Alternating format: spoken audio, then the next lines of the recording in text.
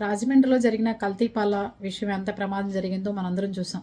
ఎంతమంది ఇబ్బంది పడ్డారు, ఎంత ఇదిగా ప్రాణాలు నష్టపోయామో అని అందరికీ తెలుసు. అలాంటిది గవర్నమెంట్ హాస్పిటల్ సూపరింటెండెంట్గా ఉండి డాక్టర్ సత్యనారాయణ అక్కడ వాళ్ళందరినీ చూడటంలో చాలా లేట్ చేశారు, తొందరగా స్పందించలేదు అని చెప్పి ఆయన్ని సస్పెండ్ చేసి విధుల నుంచి తొలగించారు, సస్పెండ్ చేశారు. ఈరోజు కొత్తగా సూపరింటెండెంట్ డాక్టర్ కెనడీ అనే ఆయన జాయిన్ అయ్యారు.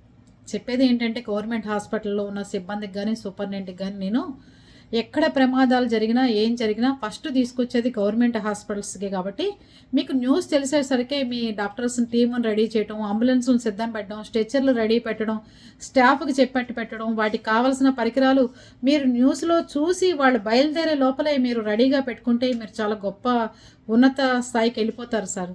ఎందుకంటున్నానంటే చావు బతుకుల మధ్యలో వచ్చి ఆ పేషెంట్ని మీరు అప్పుడు వెతుక్కుని, కత్తులు ఎత్తుక్కుని, చాకులు ఎత్తుక్కుని, లేకపోతే గ్లౌజెస్ ఎత్తుక్కుని, ఇంజెక్షన్స్ ఎత్తుక్కుని, మందులు ఎత్తుక్కుని ఇవన్నీ చేయకండి దయచేసి.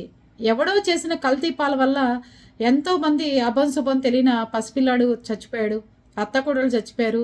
ఇలా బయటికి న్యూస్ వస్తున్నాయి అన్నప్పుడన్నా మీరు ఎక్కడ ప్రమాదాలు జరిగినా ఫస్ట్ గవర్నమెంట్ హాస్పిటల్ స్పందించండి. వెంటనే ఇవన్నీ రెడీ పెట్టుకుని మీరు పేషెంట్ కోసం ఆ గేట్ బయట ఎదురు చేసే విధంగా ఉండాలి గవర్నమెంట్ డాక్టర్స్ అంటే. అర్థమవుతుందా?